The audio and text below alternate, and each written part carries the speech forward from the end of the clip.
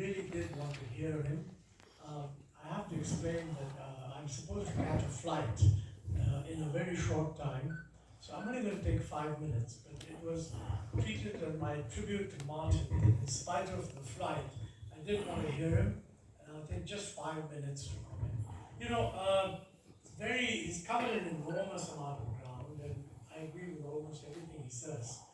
I want to just point out something which might be relevant for the discussion. Because certain areas that he's covered, and people can have different views. Are we going to grow at 6%, 6.5%, 7%, whatever?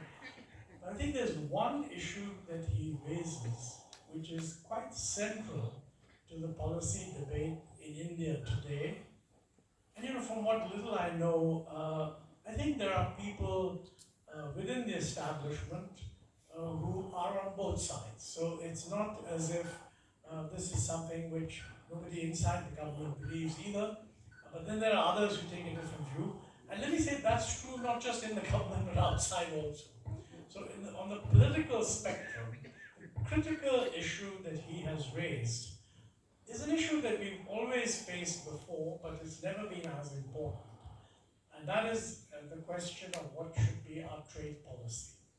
Now, in the days when the world was booming, and we did quite well in that period, it could be argued that we'd have done well anyway. The world is not booming. It's actually going through a lot of uncertainties. And policies also in the rest of the world are apparently going in the wrong direction, so the IMF at least says. So his view is, and I agree with him, that for whatever reason, India is in a sweet spot. And India is in a sweet spot because China isn't in a sweet spot. For whatever reason, the rest of the world decided that they want a China plus one situation. Now, we don't have to go into whether they're right or not. That is leading to policies that will restrict trade generally, and that would obviously be negative for everybody, including India. But because it's a China plus one bias, and because of what he says, that India can cash in on that in a way that many other countries can't. I mean, some are, but many others can't. The real question is, are we going to actually decide to be more open than we have been in a world in which everyone else is becoming less open? That's the central issue. And I happen to agree with him that that's what we should do. I would say that I know people within the establishment who probably have a similar view, but there are also many who don't. And even outside there is this debate. So really in the questioning that happens, we would be doing Martin the best favor we can think of, enabling him to say later on that in this wonderful audience on this issue, how did people come out? Do most people agree with this point of view or do they not? I've already declared my position, he's right.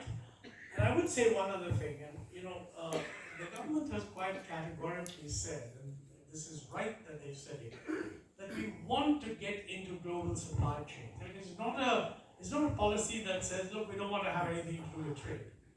But the real problem is that if you want to get into global supply chains, what should your trade policy be? I would say it means, since we have very, very high customs duties, we should be clearly lowering them. That's a controversial position. Not everybody will agree with that. And it will be low, for example, by the time the budget is presented, what steps are being taken in that direction. I mean, we're doing a whole bunch of FTAs, which is a good idea. Because frankly, we have in the past been dismissive of FTAs for the best reason. That is, we are in favor of multilateral trade liberalization. Multilateral trade liberalization doesn't seem to have much of a future. I mean, the guys who do trading have made it quite plain that it's going to be some kind of plurilateral agreement or not. Now, I think we will have to change our policy because traditionally we have disapproved of participating in any plurilateral activity on the grounds that it goes contrary to the multilateral commitments that we have. Now, if we are going to have FTAs, which we said we are, I think two issues will come up. Number one, FTAs are no longer just about tariffs. They are really about agreeing to behind the border alignment of standards. And the question should be asked, should we do that? Amongst our trade negotiators, there is a very strong view that we shouldn't. That this is actually an unnecessary violation of sovereignty. I think that's wrong. I mean, that's not the way the world is going. And if India is going to become a major power and become Viksit Bharat by 2047, even if we don't become completely Viksit Bharat, we become high upper middle income country, we just have to recognize that a lot of this realignment of standards is necessary. Most of all, if we're going to have an FTA with a country, with most countries that we are looking for FTAs, their external tariffs are much lower than ours. It doesn't make sense to have an FTA unless you can also lower your own tariffs. And frankly, I think we need to persuade Indian industry that they have a greater capability of competing than they themselves think. And secondly, quite frankly, what's the exchange rate for? I mean, all these people who go around saying, raise the duty by 2%, 3%, 4%. Fact of the matter is that the rupee has been appreciating in real terms and it shouldn't have. So if you take a composite view of all these things, what I hope is in the question, you don't have to agree with me, but what I hope is when you pose questions to Martin, and when I call him in London tomorrow from Pune, and I ask him, did people agree with your view or not? I hope he'll be able to give a clear answer. So, thank you for inviting me, Pradeep. And Martin, I'm sorry I'm rushing off, but